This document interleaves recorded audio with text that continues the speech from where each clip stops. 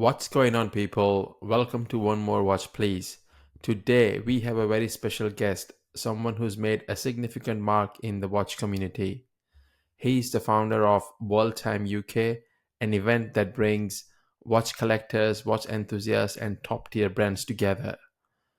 So, without further ado, let's find out more about Worldtime UK from the founder of the event. Hey, Andreas, how are you doing today? Hi, Sankit. How are you? I'm doing very well. How's your day been? Oof, it's been a long day. um, Always, the couple of weeks coming up to the event, we always get busy. We always want to get back to everybody and make sure that they did whatever we had asked them to do, provide all the information we needed, etc. So we have a smooth event on the day. But Yeah, I'm happy. We're getting there. I must tell you, we are really thrilled to have you on the show today. Thank you. I'm thrilled to be here too. Cool. So why don't you start by telling the viewers something about your background and how did you get into watches and horology? Right. Um, okay. Um, my name is Andreas Grigoriadis. My background is actually I actually studied in Switzerland, but not to be a watchmaker.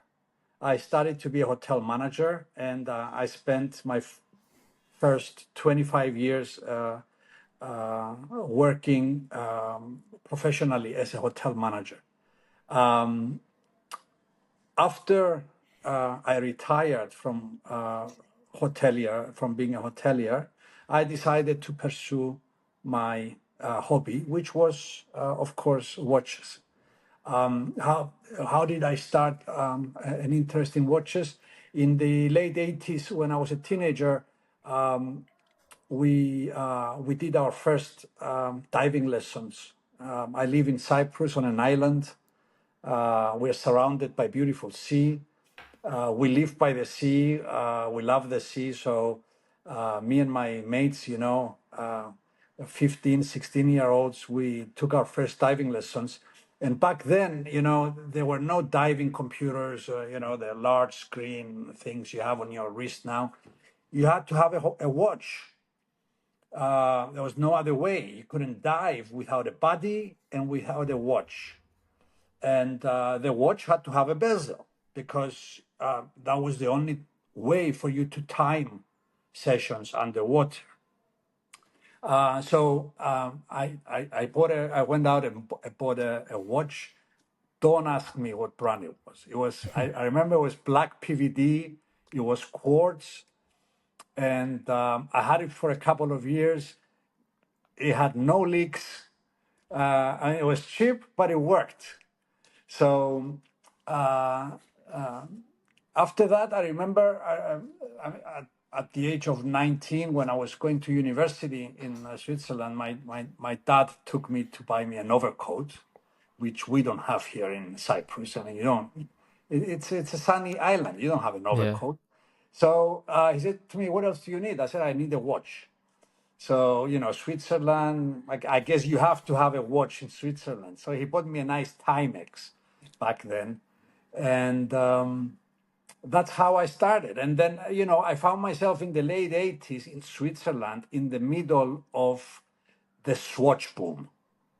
I mean, they were hanging on, yeah, I want to say they were hanging on trees, but you walked into any store and they had those revolving, what do you call them? Like a column with, and they came in Yeah. blisters and everything in colors. And if I remember well, back then we used to buy them for about 40 Swiss franc.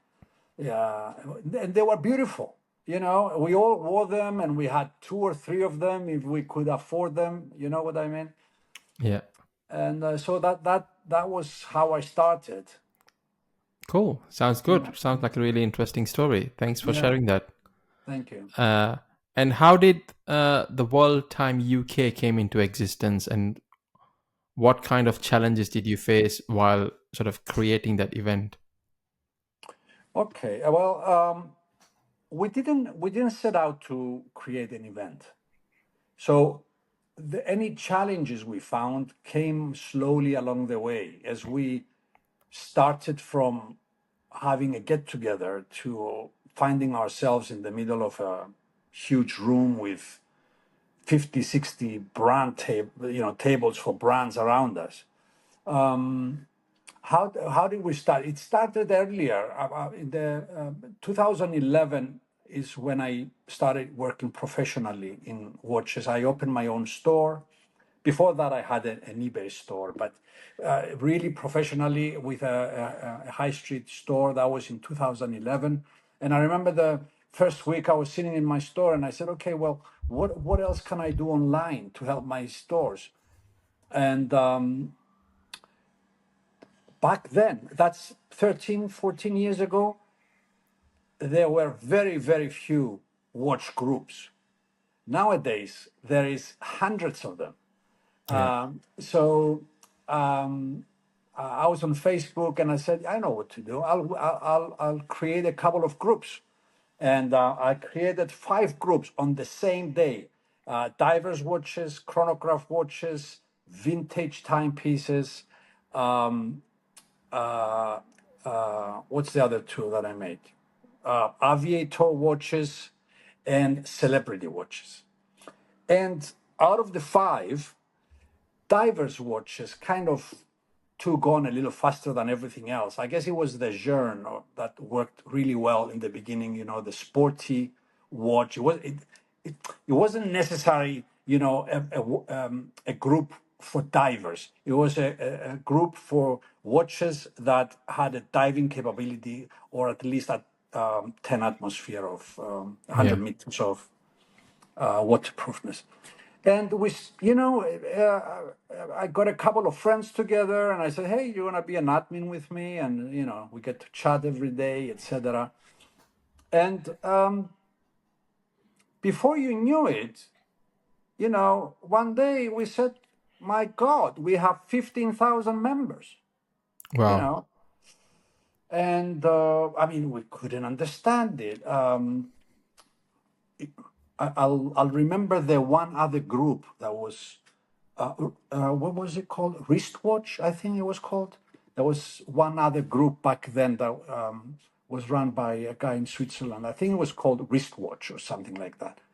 And they had 2,500 members when we started, and we looked up to them. And wow, 2,500 people, Yeah. you know, and all of a sudden we found ourselves with 15,000, and then that became 20, and then 25. And as the numbers grew around the world, we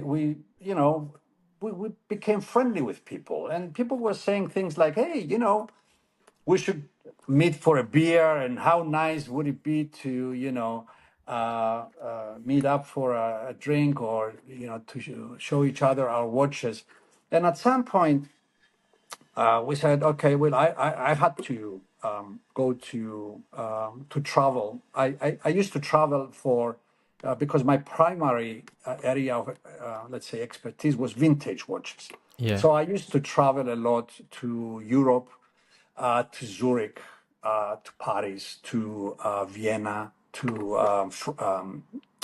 Munich, and every time I used to go there, I used to put a message on the group and said, something on the lines of, "Hey guys, I'll be in Munich these 2 days, or I'll be in Vienna that day. If anybody's around, let's meet up for a Yeah. coffee or whatever." And we started having this small. I remember in Paris we had 7 people one time. And then in Zurich one day it was like 4 of us that met for dinner. But then, we got to places like London, and we had 20 people. And out of those 20 people, we had a couple of brands that said to us, hey, do you mind if we come as well? And maybe you can give us a little table. And we said, fine, we'll talk to the hotel. And that was at the hotel. We're doing it ever since. Yeah. And we just asked them to, let's say, cordon off an area of the bar. We didn't want to go downtown London because we thought at one point somebody said, hey guys, I mean, remember walking out of a bar and we are all carrying 40, 50 watches with us. Hmm. That's not going to look very good in downtown London, you know. Yeah. So we said, okay. And my wife back then used to visit London with the company she used to work with back then. She said to me, you know, we have trainings in this hotel in Heathrow, and it's really convenient. We just fly in, and etc. And that's what we did. You know, we booked the bar at the Sofitel, and there was 20, 25 of us, and we had Bremont and Clemens Helberg come up, and we gave them each a table, and then I had another friend, Guy. If you're listening to this, I'll tell people. He calls me up. He's in London, and he says to me, you know, hey, I can bring my time grapher, and you know, people can come by with their watches, and I can Yeah. check them for them. You know, if they're magnetized or if they're working. And I said, fine, fine. You know, so the first one we did had three tables: Bremont, Clemens Helberg, and Guy with his time graph. You know, and ever since we did 8 in a row, if you exclude the 1 year that COVID didn't allow us to Yeah. do anything. And here we are. You know, next week we have almost 50 tables with 75 brands in the same room. Wow. That's a lot. Yeah, yeah. So I can't really say we had any, you know, instances where we had difficulties. I mean, we had things we didn't think about, and all of a sudden we say, "Oh, hold on, we need 50 lamps for each, you know, one for each table, and then we need 50, you know, what do you call them, like extension cords for Yeah. those." And then, you know, somebody said, you know, well, if you need to put 50 in a row, then, you know, the electricity wise or something, you know, you need to check that with the hotel. Yeah. So things like that, practical things that came up, but we dealt with them, and here we are. Yeah. Sounds good. Sounds like a really good experience as well. Meeting people. That's what I like about running this podcast as well. I like talking to people about the passion about watches. And as a result of that, I can learn something new as well. Yeah, yeah, absolutely. Well, that's what we do as well every day. You learn new things. Yeah, definitely. It's always good to learn new things, right? Mhm. Uh, so you said there are about 60, 70 brands coming up this year. Yeah. Can you talk about a few of them, and I'll list the rest of them in the description anyway. I don't know, we're not gonna have time to talk about all 70 of them, but if you're gonna Well, highlight few of them. there is too many to, you know, we have a time constraint. So just to mention just a few would be maybe unfair to the other. I'll tell you one thing. We have a very good mix of brands, from the you know, the more commercial Swiss brands to the, let's let's call it the mums and pups brand that starting, and you know, I mean, last year we had a brand that came only with the cases. They had only the cases that they had Yeah. produced. You know, we have Asian brands. We have, you know, Japanese brands, popular like Orient, for example, would be there. Oh wow. We have at least 10 Swiss brands, at least 10 German brands, Swedish, Norwegian, French, you name it, it's there. We have obviously a lot of the British brands that are always very supportive, and I think it's a great opportunity for them to meet their customers and their fans. We have a couple of exhibitors with accessories, with tooling, and every year we have what we call the principal sponsor of the event. And last year we had Doxa, Wow. who was there with Maurice Lacroix and Mulek Lachude. And this year we have the Synchron Group, those who know Rick Murray, he'll be there with his brands Aquastar, Aquadive, Synchron, Tropic straps, and Isoframe straps. Cool. And one of the brands, sort of, I'm talking to the founder now, and I'm going to interview him soon as well. They're coming as well? Formax. Yeah, yeah, yeah. Yeah. So They Formex is one of the people, one of the brands that I mean, personally, I've known them forever. They were friends. They came when we introduced our first fair in New York. They have been very supportive of our Divers Watchers Facebook group. We made a watch with them, wow. a reef, if you know their reef line. Yeah. We made Yeah. an orange reef about maybe 5 years ago, a limited edition. I think we made back then 35 pieces. And Divers Watches, I have to give them this information here. Divers Watches, our group, we started making watches with brands in 2000, December of 2016. Back then it wasn't a thing. Now everybody is doing it. Yeah. And you're kind of used to it. Actually, we're fast approaching saturation point with he's making a watch with them and they are making a watch with him, and too many branded watches out there. We made 13 different watches between 2016 and 2021. After 21 we made two and we stopped because we thought that's enough. We made with Doxa, with Formex, with Aquadive, with Crepas, you name it. We made with a lot of brands that used to Nice. support divers watches. Yeah. That's really interesting. I would love to set up my own micro brand at some point in future. Well, why not? Yeah. Why not? Shall I sign you up for a table Maybe at the maybe in the fair? maybe in the next few years. Maybe you can start this year. I'll check if we have a table. I think we don't. But you Uh, can start asking people. Is it a good idea if I make so my I am own? I am I am attending the event, and I for the hope for the so. same Yeah. reason, to meet the micro brands and to sort of learn more about the process. Fantastic. Fantastic. You'll enjoy it. Cool. That's really good. But for everyone, I'll put the names and the links to all the brands in the description of the video. So make sure you check them out, and I'll put link to all Andreas's websites in the description as well, and social media as well. So make sure you guys check it out. And Uh, also, if I'm sorry to interrupt, the Worldtime UK Instagram feed.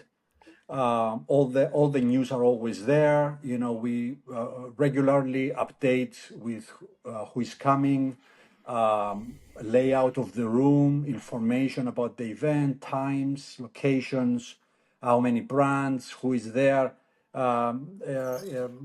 The feed for Worldtime UK is Worldtime UK in one yeah, word, and they are welcome to follow us. cool. I think that's what was my next question to you. So if someone wants to attend this event, how do they reserve a spot, and what's the location and stuff? If you want to give out the information. Yeah, well, location is easy. We're at the Sofitel, the London Sofitel at London Heathrow Terminal 5.